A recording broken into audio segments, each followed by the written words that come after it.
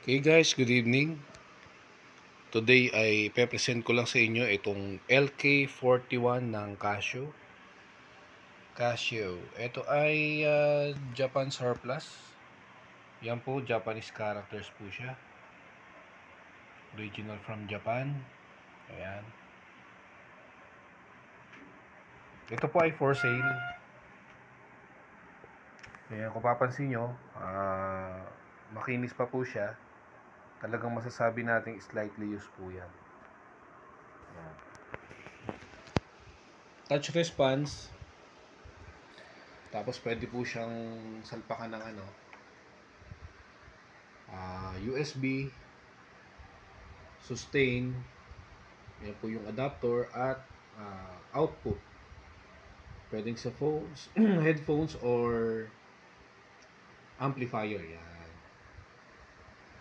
So kabit ko lang tong sa sustain pwede.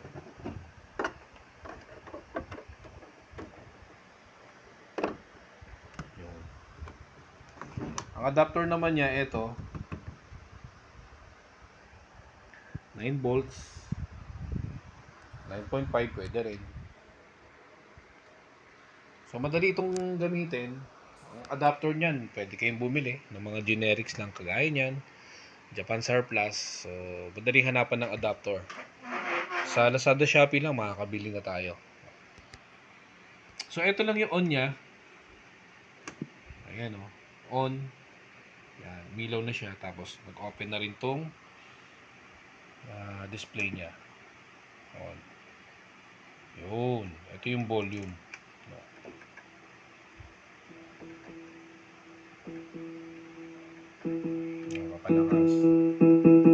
Ito nga pala lightning key. May ilaw yung mga keys po niya. Ito po kasi ay LK41. Ibig sabihin lightning key 41. So tetest ko po muna yung mga keys niya kung gumagana po lahat, no. Pansin nyo, may ilaw at tutunog.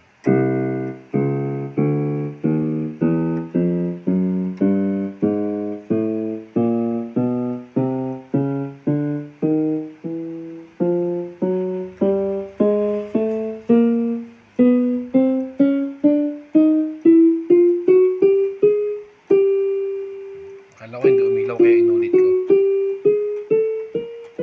Nagre-reflect lang yung yung ilaw, yung liwanag sa taas, kaya hindi siya ganong kita, pero may ilaw siya.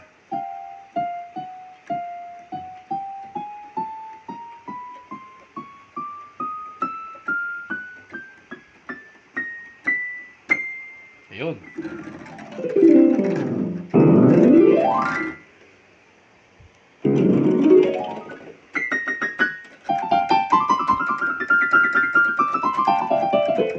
Okay, all keys. Lahat naman po ay functioning. Ayan. Ito ay salpakan ng microphone. Ito yung kanyang volume. Pwede kayong mag-sing along. Ayun nga lang, wala siyang equalizer. Hindi nyo matitimpla yung boses nyo. Volume lang meron siya. Naman natin to. Ayan yung song na pwede nyo gayahin. Ilaw siya.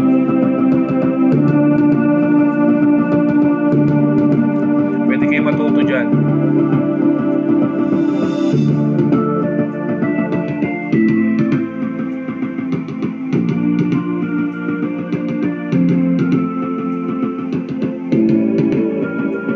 Ito lang yung play and stop,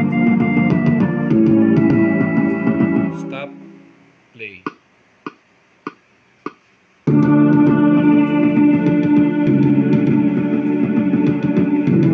Ito naman yung bilis, babagalan nyo.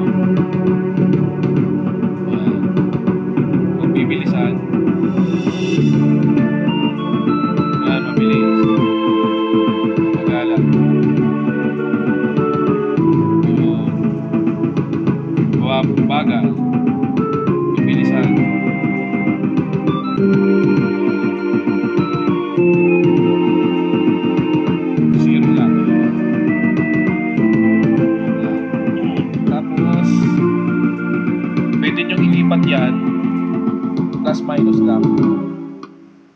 niyong palitan. Ito yung plus, ito yung minus.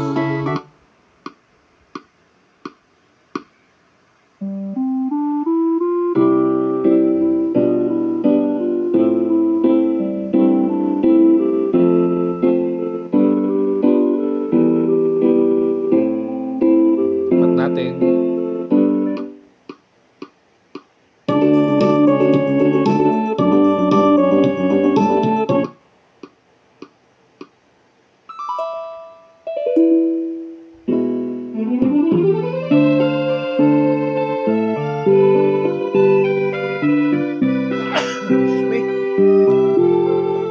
Stop muna natin.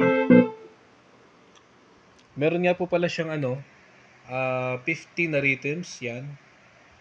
Tingnan yung icon na drums. 50 na rhythm styles. Tapos, yung 100 naman po na voices. Yan yung icon niya, yung gitara. At meron siyang 100 na nasa songbank. Yan, kita niyo yung songbook, yan yung icon yan. So, yan yung nilalaman nito. So, yung icons na yun, ito yung katumbas niyan. Yan. Yung sa songbook, ayan, songbank, yung may icon na songbook. Tapos yung icon na gitara, yan yung kanyang mga voices o mga iba't ibang tunog. Tapos yung mga pattern yan, drum patterns or rhythm styles, yan naman yung drums na yan. Yan. So ayan, touch response po siya. May salpakan din ng USB. Ayan po yung mga number na pagpipilian ninyo. Pwede nyo pindutin yan kung kabisado nyo na yung mga napipili nyong kanta, voices, or styles, drum patterns, or rhythms. Yan. So mula rito sa kaliwa, ito lang naman yung kanyang on. Tapos pag inangat nyo siya, nandyan yung Casio chord or fingered na yan. Tapos ito yung volume. Ito naman yung ganun din. Stop and play. Okay,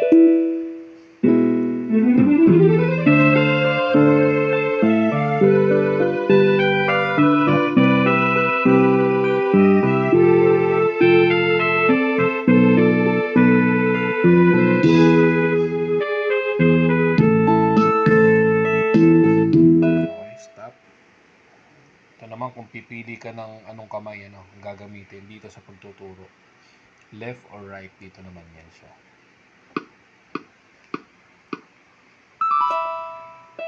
Ganun din to. Yan, ganun din yan. Okay.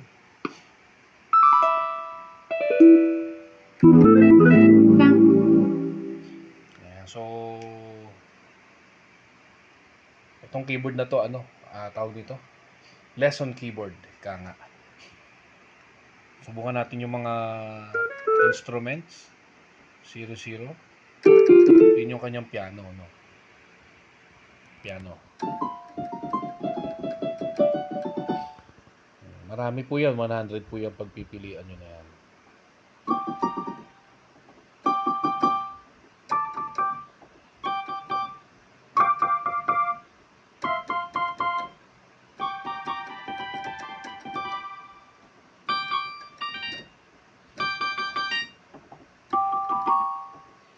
So marami, 100. Natagalan tayo pag maubos natin yan lahat.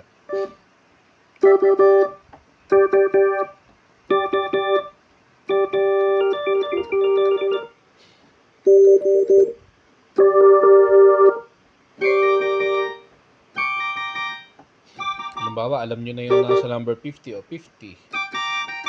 51. 52.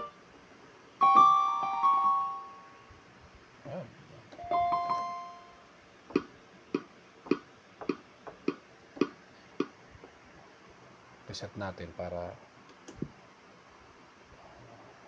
yan.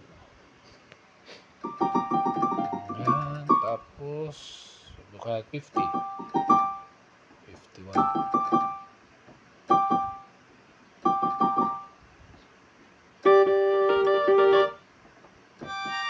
Yun.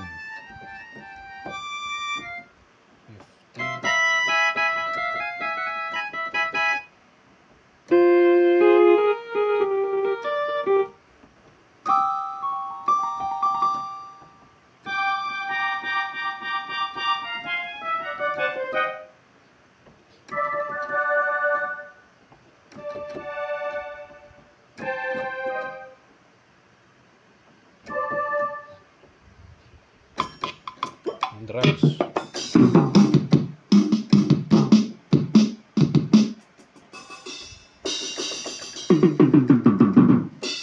Yan, drum pattern. Okay, na 100 ang voices po niya. So, ito naman kung gusto niyo matanggal yung ano,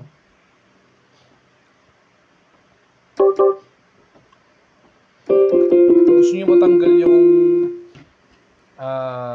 ilaw ng key, ito lang po pipindutin niyo ito. Binan niyo lang ng saglit. Ayan, tanggal na yung ilaw. Kung ibabalik niyo naman, ito lang ulit. Yun. Ayan. So, ganun lang po. Madali naman gamitin siya. Madali naman po siyang gamitin. Ilan lang naman yung mga pindutan. Tapos pwede nyo rin gamitan ng Google Lens. Yan, para makita ninyo kung ano yung mga nakasulat dyan. Yan. Okay. So yun lang, maikling review natin dito sa keyboard na Casio LK41. Dinemo ko lang saglit dahil meron tayong buyer po nito. So, ayan, para makita ninyo. At ito ay kukunin bukas. So, yun lang guys. Maraming salamat sa panonood. Wait po sa susunod nating mga video.